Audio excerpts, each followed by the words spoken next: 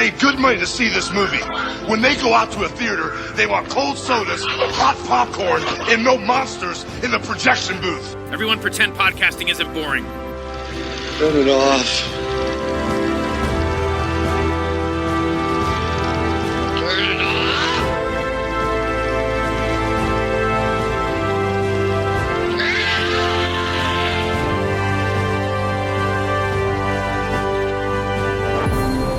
Ben Richards, 35, married, one child, in medical crisis.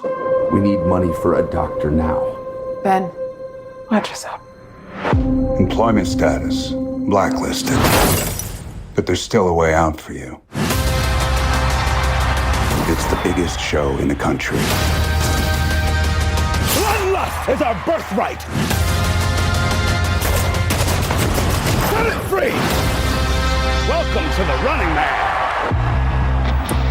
People on these games never come back. I'm not trying to get myself killed, so kiss my ass twice. Right there is why you can win this game. The rules are simple. Survive 30 days with the entire nation hunting you down. And get your family out of Slumside for good. I'm gonna come back here and burn this building down. I promise. That's the spirit. This is America, goddammit! And we don't put up with no bullshit! Yes! Hunt him down!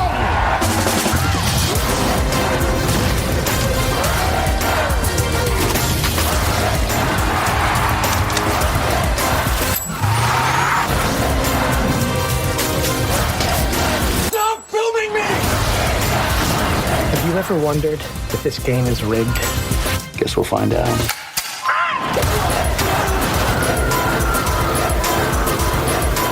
You might be moving up too fast. Hey, buddy. You're on Freebie.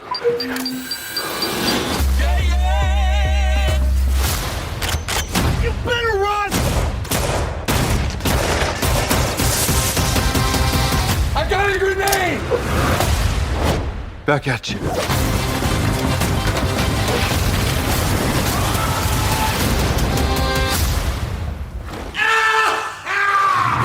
I'm still here, you shit eaters.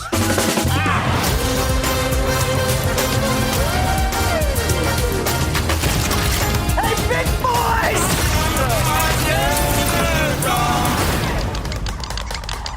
Are you crazy?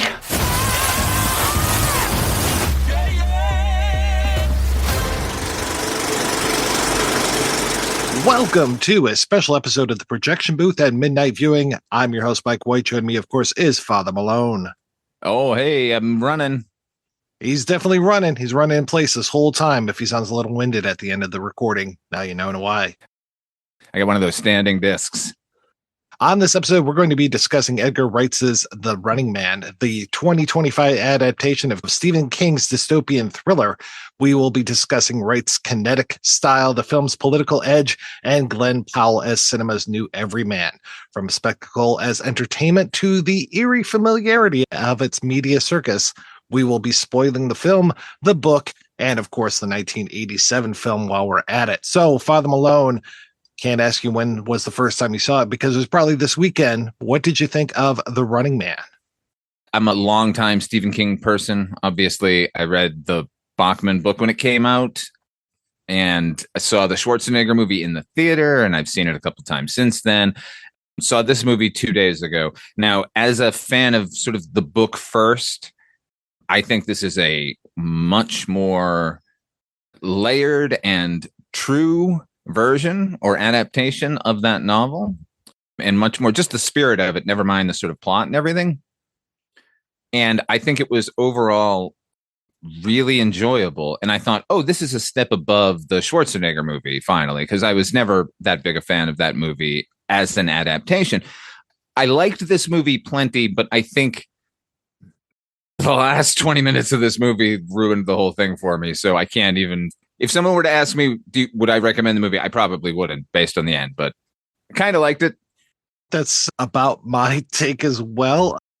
I really like the original Running Man from 1987. We talked about it, gosh, all the way back in 2017. Simpler Times, 2017. Less dystopian. I don't know if Edgar Wright was the right person to direct this, just because I think he gets so caught up in the neon slickness of things that the dystopia part really kind of takes a back seat sometimes. I've wanted this to be set more in a children of men type of world rather than everything seems to be pretty on par with where we're at today. It doesn't seem to be as desperate as the book. To be fair, had this movie come out a year ago, you would have felt this was a dystopian view of America. I think you're right, especially now with the whole idea. And it's so funny that they even were doing this back in 87, the idea of deep fakes and recasting things when it came to showing us how awful Ben Richards is. Now it's just people make AI videos of other people all the time and have them do absolutely awful things. And so now you're watching this on television, the television of 2025, The Running Man, and you're like, yeah, I can see that. Of course, that's probably not very difficult for them to do at all. And there's one point where Richards even says, why didn't you fake the whole thing? I guess we do find out the answer about Richards' family that we don't know in the book, and that the book, that ending is just, it tears the heart out of you.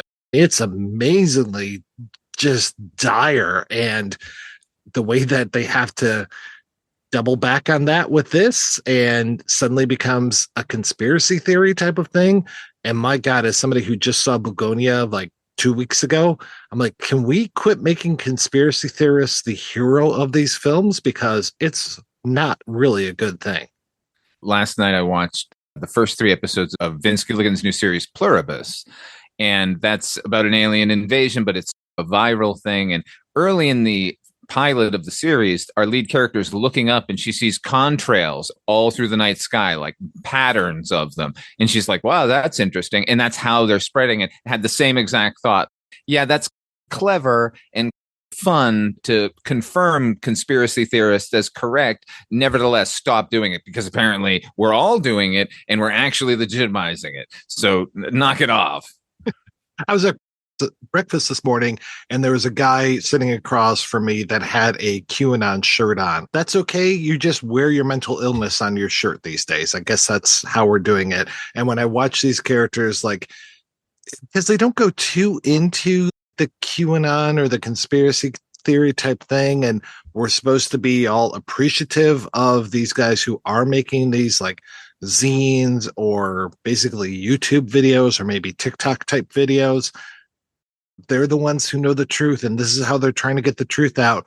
It just feels so wrong in 2025 to see these videos where you're like, this is what's really going on. I'm like, all right, whenever anybody tries to tell you that, you know they're just 100% full of shit. Yeah, and it's a lazy way to add a narrator nowadays to have the conspiracy nut. It's the same as the tabloid reporter or something, the modern day equivalent, and it's unnerving at best. As to that powerhouse ending from the book, the one that you can't make into a film anymore since the year 2001, it speaks to the problem with both films, which is the book is about a guy who gets onto a game show because he is completely desperate because his daughter is ill and he can't get work anywhere because he's basically been blacklisted for one event that happened early in his life. So he goes up against this sort of corporation that is running everything. Like you said, they're controlling the narrative with deepfakes and everything. And in the book, at the end, he effectively crashes a plane into the network building, potentially creating the spark that will ignite a rebellion against the corporations that are oppressing everybody. That's the idea. The movies want to have both stories playing out simultaneously. They want the guy on the run with everyone against him, and they want him to be sparking the revolution. It ends with a spark, or don't include it, because they want the fucking revolution to happen and they like want to triumph. They want the government to come down, and we are suspending our disbelief so fucking hard already for this dystopian world. And then to dismiss it away, it's almost like a fairy tale ending, like both films. I kept seeing headlines about this movie going, Edgar Wright's film is great until it stumbles. And I'm like, oh boy, where's the stumble going to happen? So I knew going in that something bad was going to happen. And at the same time, I don't necessarily believe headlines, because it's like what you consider a stumble in a movie, I might consider the greatest twist of all times.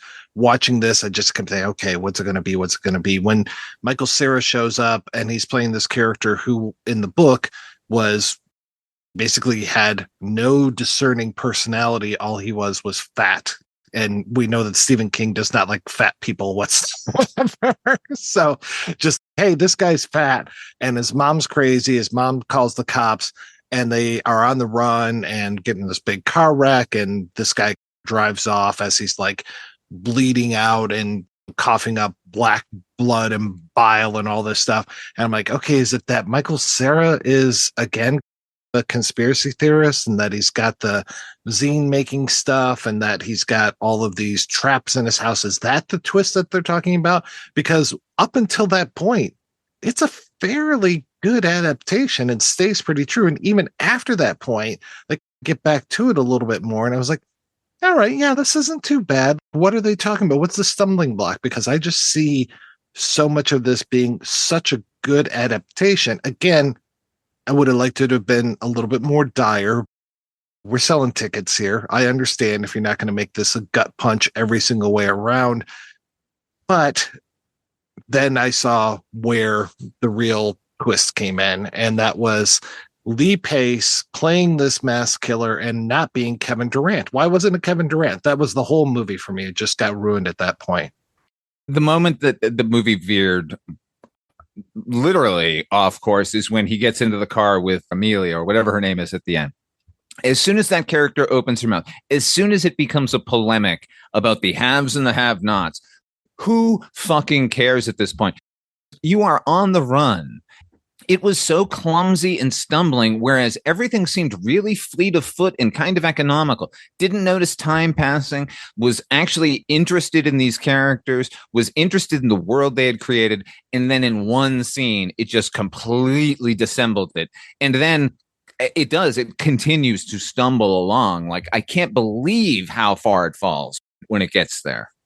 When she showed up, I was like, oh yeah, she is in the story. I do remember her, but she's no Maria Conchita Alonso. I just was not following her. I like the Maria Conchita Alonso character a lot because she is she writes the music for the network. So she's like in that pocket. And then she's got, illegal music and illegal clothes and all these things, contraband. Look at this. They're all on a censored list. And look what we have here. This looks like black market clothing. And you wrote the network jingle. Come on, everybody does it. Okay, yeah, that's true. Everybody does do this, but eventually you're going to get punished for it and you're going to be made an example of. I like her way better than this other character. Make her more vapid because they get 10 minutes with this character, if that, and she switches like nobody's business. It's, oh my God, I have this murderer in my car, to, oh, sure, I'll help you out. And it's within just a few moments. I was like, that doesn't ring true at all. And I know you can stretch it out longer in a book, but it just does not ring true to me. Remember They Live, where Rowdy Roddy Piper kidnaps Meg Foster and he gets her from the parking lot all the way to her house, and she's playing along the entire time before she clocks him with a bottle and he goes out the window. That would be the mindset of anyone being kidnapped by anyone, particularly a character who's basically like, she's a rich person in this movie. There are haves and have-nots, and she's basically, poor people are a piece of shit. And then he says 3 things. My daughter was sick, and she's like, oh my God, my entire worldview is incorrect. I'm going to help you win this game. What the fuck? Edgar. You see that scarf? That scarf costs more than my daughter's welfare. What was that terrible Joel Schumacher movie with Matthew McConaughey? It was like a John Grisham novel. It was like a case where Samuel Jackson was on trial, and Matthew McConaughey's big closing statement was, and now imagine they were white. And the jury's like, oh my God, we'll let this man free for wantonly killing these people. Is that the, yes, I did, and I hope they burn in hell? Was that one? It's the one, yeah. A Time to Kill is the name of it. I'm so mad, and the movie's so fresh in my mind at that ending that it painted over a lot that I liked about the movie, and I did like a great portion of it, including Glenn Powell, who it's the second time we've gotten a shot at Ben Richards as a character, and the second time they've gotten it completely wrong as far as the guy's physique and outlook. He's beaten, broken down, described as near tubercular. I read the book again yesterday. He's as near tubercular. And here we've got this another buff guy. But they leaned into the anger portion of it, which I really liked. And except it's one of these things where they did this in the first film too. Now, I thought this was just a facet of 80s action movies where they needed the hero to be an anti-hero. Like they had to have they're breaking out of prison or something. Like there were so many characters, but of course, like the A-Team, they were all wrongly convicted, just like Ben Richards in the first film. So they repeat that here, where his temper has gotten him kicked off of jobs, but it's because he's protecting the downtrodden every single time. It's basically framed for a crime he didn't commit. Having said that, I liked that in the moments where they were displaying the anger, that's when Edgar Wright came alive as a filmmaker and the film came alive. So for some reason, anger in the first portion of this movie really clicked with me. Powell is an interesting choice for me because I think I've critiqued most Schwarzenegger films, especially when it comes to something like a Total Recall, as far as what if a different person were playing this? What if somebody who you wouldn't expect to look like a secret agent was playing a secret agent? Like Arnold, you look at this guy and he's not human. He looks like an uber human. He doesn't look like a regular, just John and Mary Jane walking down the street type of person. And you get Powell, and I'm like, okay, that kind of makes sense. Like, I agree with you that he's very jacked in this movie, and like, where are you getting all that protein from, buddy? Like, yeah, right, even, in dystopian land. My God. Maybe even swap out with Lee Pace or something, who looks a lot more normal than that. But yeah, it's funny because Glenn Powell, I know I've seen the guy in probably 100 things, but he just slides into the background for me. He doesn't have anything that I can latch onto. And I almost think that was a good thing for this movie. There was one point, yes, he goes in disguise and he's got the businessman suit, the veteran suit, and the priest suit.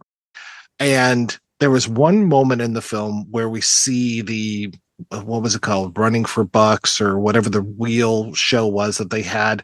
And Sean Hayes shows up as a TV host on there, Gary Greenbacks. And they use him for just that one scene. And while I was watching it, I kept going, is that Glenn Powell just in a different disguise? Like, he looks so generic that I was like, he could be anybody. But then I was like, no, that's Sean Hayes. I can actually recognize him. If, not to sound mean, but if Glenn Powell walked up to my house tomorrow, I would have no idea who this guy is. That is true. Can I just mention, in the actual Running Man television show that we get in this movie, during those early sequences where they're introducing the runners to us, they do one thing where they have each of their faces and then a potential costume disguise generator that plays over their faces. And I just thought that was brilliant, because that's the thing that I felt was really missing from the Schwarzenegger movie. And by the way, like you said, when you look at Schwarzenegger, yes, of course, it's going to be a gladiatorial combat on live TV and not a cross-country on the run thing.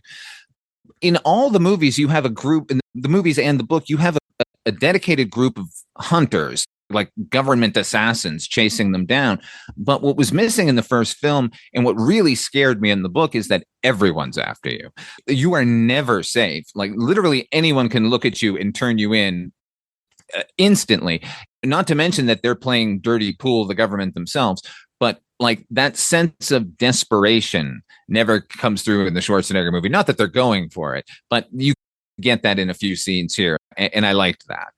No, I like that as well. And I do like this whole idea of you can't trust anyone at all. And that You might get turned in even by somebody who is pretending to be your friend. I really like that. And I know one of my wife's complaints was, I would have liked to have seen the other contestants more. And I was like, that actually fits more with the adaptation because, again, it's all from Richards's point of view. Like, we really should not have any scenes that go outside of what he knows. And that was one thing I really liked about King's book was we only know what Ben Richards knows. And there are times where he will have dreams and he will dream about things or even just like very vivid thoughts as far as they probably figured out this and then they probably went here and then they probably went there.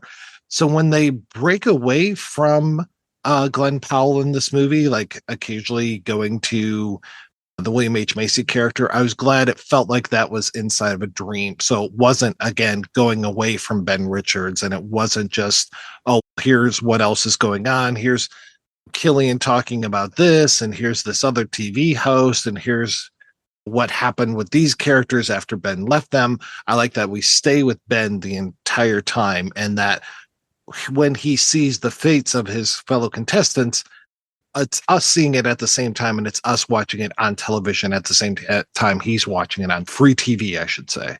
Yeah, Freevee. It's a clever conceit that we can continue to jump outside our lead character's perspective because the rest of it is supposed to be on television anyway.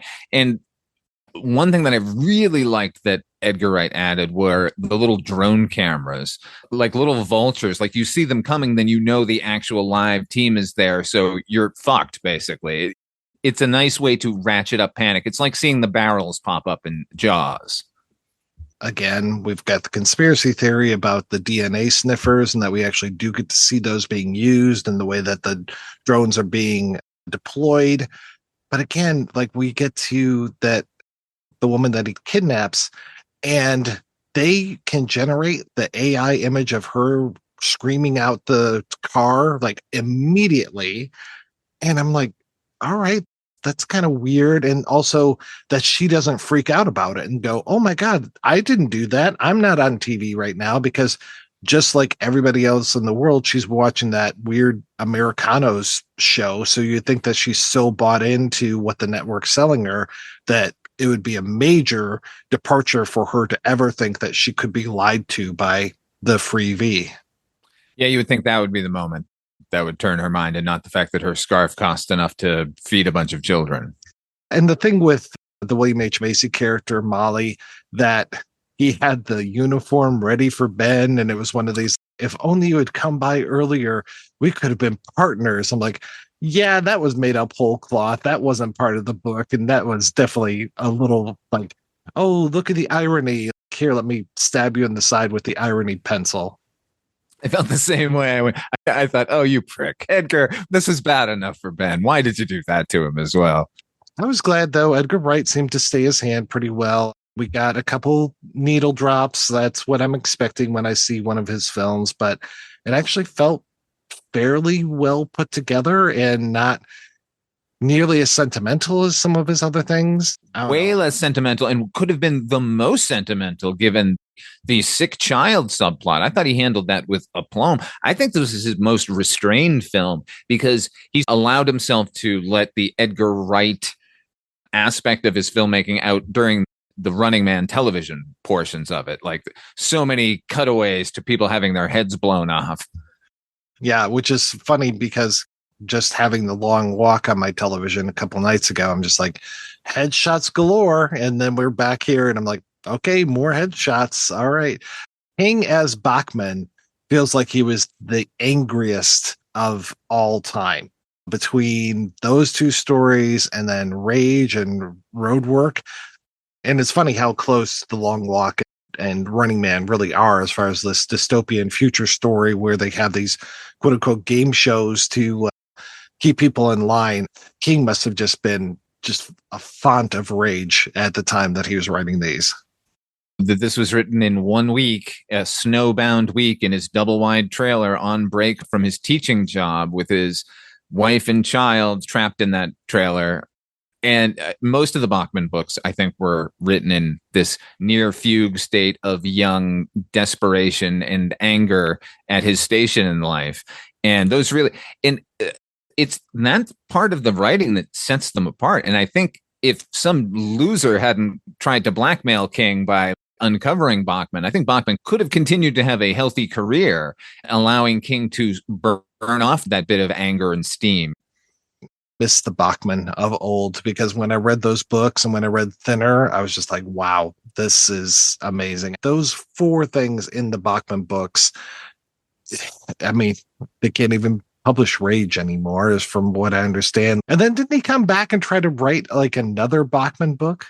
He did. When he was writing Desperation, he rethought about the whole thing, like the same characters in a different configuration, in a much meaner configuration, and thought Richard Bachman would have written that. So that's the last Bachman book. It's not as good as the early stuff, obviously, because it's too measured and it's too thoughtful. And the early Bachman books do feel like they were written in a week. He can't get the fucking words out of his fingers onto the typewriter carousel fast enough. I love the use of the 49 and counting, like the countdown through the entire book for each chapter that you have. And you're just like, fuck, what's going to happen when it hits 0? I thought that was going to get old. And it like almost halfway through, I'm like, oh no, watching the numbers slowly click. They still don't do a great job when it comes to telling you how many days have passed. And you would think that they would have done that every new day. There would have been the title on screen, because they do a pretty good job with that machine that's on his arm to say, okay, you just got this much bonus money. Here's the new day. You have this many hours until you have to start submitting your tapes and all those things. But after a while, I was just like, you're on day 13? How did that happen? When did that take place? Yeah, that was quite a leap there. The Michael Cera character, when he pops up, I actually really like that character, because that was the character who it's in the book. It's his mom freaks out and calls the police. And here it's actually Michael Cera, because he's so delighted because he wants to take on the police. I thought that was really funny. And the entire contraption house. I know it was very Edgar Wright and very not the book. Nevertheless, like, I thought it was in keeping with the action up until that point. Once it happened, I had no problem with it. And I liked Michael Cera, and I liked him so much more in this than I did Scott Pilgrim, where I wish I could have shot him in the head. Scott Pilgrim is a prick of a character. This kid is just a freak. You mentioned earlier, like, the DNA sniffers, and they make a point to show that they're actually tracking him through the mail when they claim they're not going to do that. So the character in the book and in the movie, he has to send in videotapes of himself every single day. It's basically so you don't get on a boat and go out in the middle of the ocean for 30 days and come back. You have to stay in the United States, and you have to stay on the ground and in cities or close enough to civilization. They claim they're not going to track you. That's how they're tracking him. And then they mention DNA sniffers, and we see one come out. Here's the thing. They didn't just put a fucking subcutaneous GPS tracker into him. They think of so many cool and clever innovations with technology, and yet the most basic one that my fucking dog has right now, nobody thought of that when they were writing the screenplay. And then how he keeps talking about, oh, yeah, there's a bomb shelter, and you're going to go in this bomb shelter. I guess they do explain away the whole pre-record all the tapes kind of thing. But at the same time, I'm like, okay, yeah, like, I need a little bit more of that. And I do appreciate in the book this whole, like, you're going to drop these tapes and they're going to be sent to the guy in Brooklyn, and then he's going to mail this stuff out. And then at one point when he meets the character who's basically the Michael Cera character, he's no more sending those tapes there. You're going to send them to Cleveland. And what happened to the guy from Brooklyn? And it's like, we're not going to talk about that. So you're just like, again, in a fantasy, a sequence where they're torturing that poor kid, and you're like, okay, that probably is what happened. Again, we don't know, because we can't know outside of what Ben Richards knows. God damn, Mike, this movie was so good for so long. It was. Just takes such a weird turn, and yeah, just goes so far the other way. So are we to believe then that his wife, sorry, total spoiler territory, his wife ends up getting the money? Is that right? Because she's shopping at what looks like a very nice shopping place, not scrounging for food, not selling herself, which is like, they make a big deal in the movie to be like, no, I don't even let these guys touch my ass. Whereas in the book, it's just, oh yeah, she's turning tricks to make money to buy that kid medicine. Yeah, it's ups the urgency of joining the Running Man in the book. Here, it's like she's doing double shifts at the club. She has to endure these leering men, and come on. Yeah, either go for it or don't. And yes, the thing is, he is winning money along the way. Like, he wins money per day. So it's an accumulation, and then he gets a sort of a big prize at the end. And everyone he kills along the way who tries to stop him, he gets a bonus for, including the hunters, even if he doesn't kill them. So I assume that money is funneled directly to her. Like, they claim that they went and pulled her out and brought her into witness protection immediately. So I assume if she's actually still alive, which, by the way, was a huge mistake, because I know that they said it in the book and they didn't really deal with it at all in the Schwarzenegger movie here. But when Killian, played by Josh Brolin here, says, "Oh, I'm sorry to break it to you," I was like, oh man, they did it. They killed his family. And they should have justified the rollicking sort of fun we've been having for a little while. Maybe papered over the horrible text conversation in the car on the way to the plane with that thing. But it just ends up, we want a crowd pleaser at the end. I don't know, man. Yeah, I thought it was as made up as the three previous winners of the Running Man, Whitman, Price, and Haddad. That was always my favorite thing from the 87 film, was this whole, oh yeah, look at these guys. They're down in sunny Florida or out in Hawaii, and they're drinking drinks with funny umbrellas in them and everything. And then they find their skeletons. So I was just like, yeah, I don't believe at all that they were going to give her any money. So when she shows up at the end, it seems like she's living on Easy Street. I'm like, really? And then they have that whole thing of almost like a walled city. It's almost a little Land of the Dead-esque, where they've got the nicer city outside of the rest of the city. Here's where the slum people live, and then here's Uptown, basically. And it takes a lot to get into Uptown. And no, I guess apparently all you have to say is that you're trying out for the game. So he gets into this Uptown, and I'm guessing that's where the wife is, but then that there's graffiti behind him that says Richards lives. I'm like, okay, yeah, that's a great way to reintroduce the character back to the narrative, but I don't think that's going to happen in the nice part of town. I can see that being the rallying cry and the thing that is all over the slums. If it were more like Land of the Dead, the original script for Land of the Dead, where there was no wall, there's no separation. You can't have the revolution if you can't get at the oppressors. And he takes pains to show us how separated this city is. Again, I know I just keep saying the same shit, man, but you can't show us the entire revolution at the end of this movie. You could potentially show the people are starting to fucking wake up and revolt, but he fucking walks through fire at the end of this movie to just dispatch Killian, the head of the network. What planet have we jumped onto? I don't know. Did you stay to the end? Was there a post-credit scene where Richards wakes up and this last portion was a dream and he's still in Michael Cera's house and then they kill him? I did actually stay till the very end of the credits because I was amazed. Now, this is going to be a weird thing to say, but I was amazed that they allowed them to do unstandard credits through the entire end credits scene.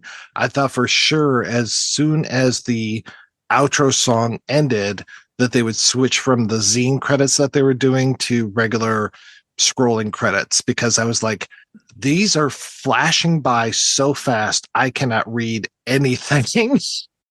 And I thought that was part of the rule of Hollywood. It was like, okay, you can do your funny credits, you can do your outro to all the Spider-Man movies and these kind of things, but at some point we're going to end that first song, we're going to come back with the second song, and that's where we have to have the real credits start. So I was just shocked that we went through the whole darn thing with those zine credits. I think that the rule is that it has to be on screen for a certain length, and that's it. Like, how you present it is entirely up to you, as long as you can prove it was there. It was like 3 seconds for some of those, and I'm trying to read the cast list. I'm like, who was playing the? Oh, okay, it's gone. Like, who is the guy who I just see flashes of in some of the trailers? I'm like, is there any way that that was Simon Pegg, or is this somebody else? It was somebody else. It was that little guy. He ends up not murdering him, and he comes back towards the end. Oh, the blonde guy? With the blonde guy. The smoking guy? Yeah. Yeah, he ends up, I know for sure he's not there at the very end, but he doesn't murder him in cold blood.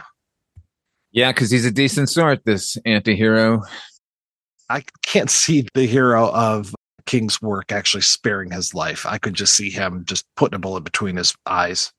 That man has tried to murder him multiple times, had tried to murder him moments ago, had bragged that he was going to cut his Achilles tendon and then drag him out and then execute him on television. He can go. You're free to leave, sir. You might have a limp now because I cut your Achilles tendon, but yeah. Well, that was turnabout. I like that, though. It's very funny that we end up in Derry, Maine at one point. Thought that was pretty nice. I kept waiting for Pennywise to pop out and be one of the hunters as well, but that didn't happen.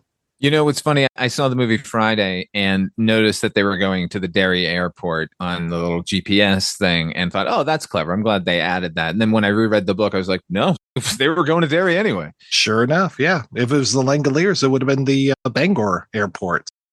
Future Boston looks a lot like Czechoslovakia, but that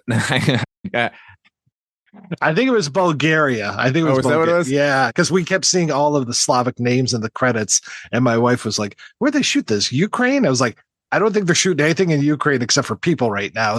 Let's move past that, and we'll see where it actually was shot." And yeah, Bulgaria. Yeah, I didn't remember the streets looking quite like that, and I'm happy to be away if that's what it's going to look like. However, my current city, Las Vegas, is looking fucking spectacular in the future. I liked all the cutaways. I want to watch an episode of The Running Man, to be honest. I hope they give us one of those as an extra or something, because that'd be pretty good. Edgar Wright started on television, and a lot of his television stuff is really good. So his television instincts are fantastic. I want to see a full episode of The Running Man. In the meantime, I don't know if you've ever seen Series 7, The Contenders, but that's another great people hunting people movie. And it was right at the beginning of reality television, and they shot this whole thing like reality TV. It is so good. Yeah, I love that movie. Battle Royale came out around the same time, and everything became reality after that. And everyone kept talking about The Running Man. That whole thing with the Americanos, I was hoping that would have been a better show within the show type of thing. Instead, it was just so Kardashian. And I was like, this could have been more biting satire. They really could have had more with this, and they didn't go for it. Given where we are, it could have been the royal family. It could have been the presidential family. It's just as a reality show. That's how ridiculous everything has become, instead of socialites. That was the one thing I really liked about the 87 movie, is when Killian is, get me the president's agent on the phone. This whole idea of everything is just play acting, which is so what it is today, and just what's going to make the best sound bite, those kind of things. And I wish that they had leaned into that a little bit more as well, because they don't really talk about too many of the political things that are going on in the world here. At a certain point, he comes across a family who, it's the Boston sequence, actually, where they end up smuggling him to Manchester, but they have a younger sister who is dying of cancer. That's a huge portion of the book. It sends Ben Richards off on this fact-finding mission. The book and the movie take place in 2025, but the government stopped releasing information about pollution in 2003. Everyone has these scrubbers they wear in their noses. Rich people have them and poor people don't. Everyone has cancer. And he spends a good portion of the book preaching about the perils of pollution. None of that plays here. Some of it, we get the little girl who's sick and has cancer, and we have some lip service to it. But why bring that up if you're not going to bring the other part up? I don't know. It just makes me admire the fucking Schwarzenegger movie in that it jettisoned everything and just went, here's what they were talking about. Game show and revolution.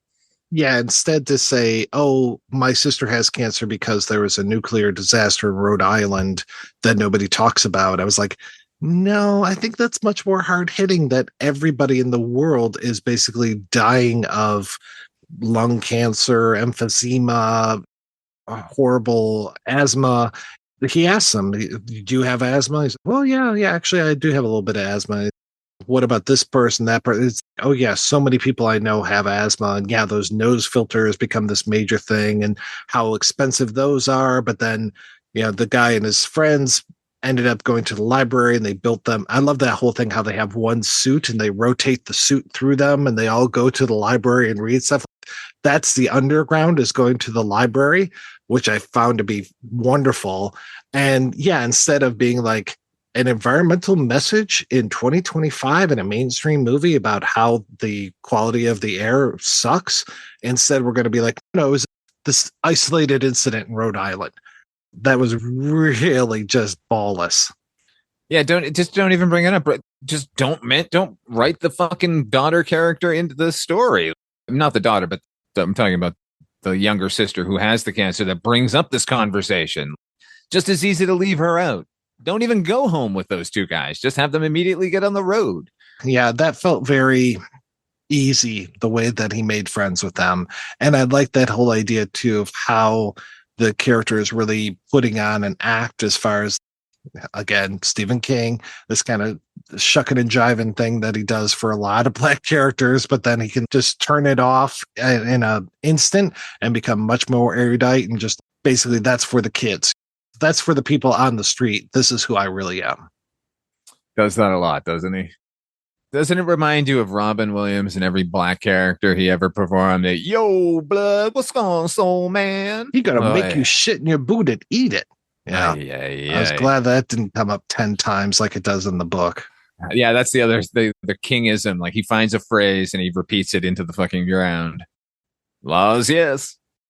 I think I agree with you. I don't think I would necessarily recommend this to other people to check out unless they just redid the ending to make it the true ending in the book. I hate to be such a purist, but that ending hits a lot harder than this bullshit that they ended up giving us. A good ending is an inevitable ending. The inevitable ending of this story that they're trying to tell based on that book is Ben Richards killing himself and taking the network with him. Obviously, we don't want our hero flying a plane into a building as an act of heroism. Nevertheless, there are other ways he could have done it besides striding in like a fucking Marlboro Man in the last scene based on nothing at all and smacking around our villain. I couldn't believe the fucking end of this movie, man. I thought for sure, since they set us up with that shot of that explosive, the Black Irish, that does come back in the movie later on with the whole, oh, I've got all this explosives in this purse and I'm going to blow up the whole place. I kind of wish that maybe he actually had grabbed some of that Black Irish or was able to get back to Molly's place at some time. Maybe Molly didn't get caught, or I don't know how it would have worked, but something better to bring that back in a better way, because yeah, he doesn't have to fly a plane into the building. Still would have been pretty cool. And as soon as I saw that stuff in the trailer, I was like, good, we're finally going to get the ending that the Running Man deserves, only to have the rug ripped out from under us. And to your point, yeah, he still could have blown up that building, still could have destroyed the network somehow. Going back to They Live, could have found a way to block those satellites somehow and shown us that all of these aliens live. Oh, wait, no, that's a different thing. But could have blown up the transmission, which is, again, what they were trying to do in the 1987 Running Man. If you're going to bring up that they're suppressing us in some way, don't have it that they're keeping the information of the Rhode Island thing. They're keeping all information. There's no means of... and have him destroy a transmitter that allows them to unite, and now a revolution can occur. Hooray. It's the cure for that disease from Johnny Mnemonic that they beam out at the end. We always have to have the beaming of the truth out at the end, whether it's that or how the Reavers were made in Serenity. Something has to be let go at the end, but instead they're just like, yeah, we all like Ben Richards, even though they won't let us hear what his message is. Maybe it's like we said at the beginning of this, Mike. A year ago, this wouldn't have seemed, or this would have seemed more dystopian. And maybe at the end, we would have been a little more lenient with this ending had we known that just telling people the truth doesn't do a fucking thing. It's like arguing with people on the internet. Basically. Thank you so much, Father Malone, for coming on and talking to me about this. Had a great conversation. So where can people find out more about you and the things that you do? Come over to Midnight Viewing, the horror anthology podcast. It's on twice a week. Mondays, it's Father Malone's Weekly Roundup. Fridays, it is a rotating show where we're either looking at a series of movies or a horror anthology television series. And that I do with Mr. Mike White here. So come check us out. And as for me, everything that I do is available over at weirdandwaymedia.com as well. I just have the one show that I put out the one time a week, so I'm not nearly as ambitious as Father Malone here.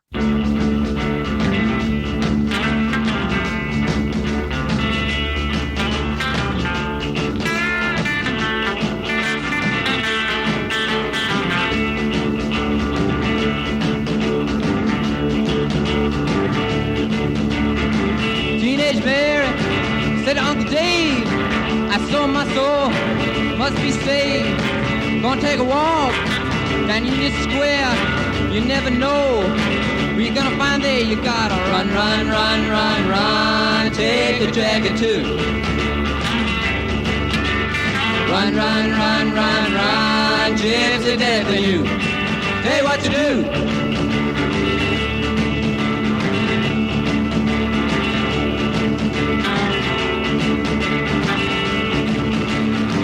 Margarita Passion, they had to get her fixed. She wasn't well, she was getting sick. Went to sell her soul, she wasn't high, didn't know. Think she could buy it, she would run, run, run, run, run. Take a dragon too. Run, run, run, run, run. Gypsy death in you. Tell you what to do.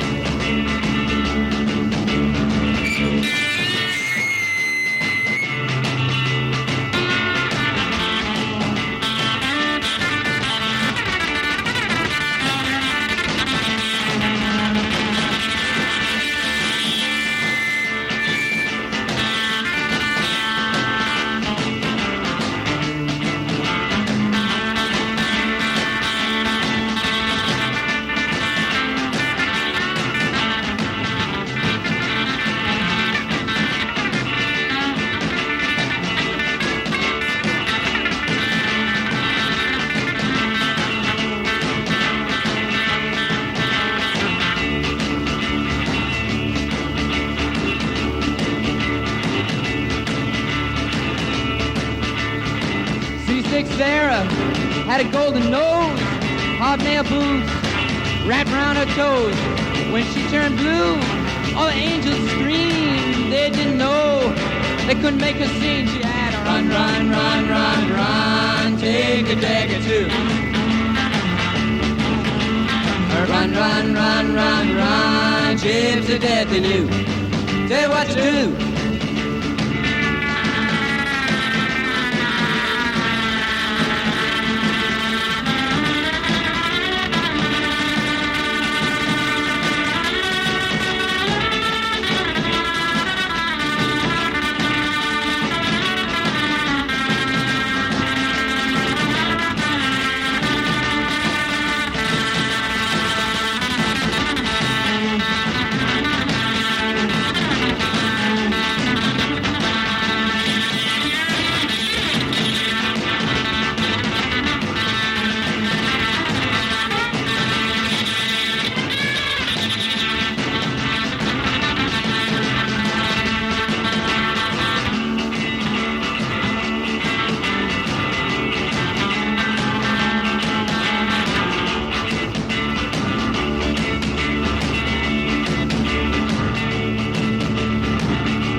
Harry, what a waste.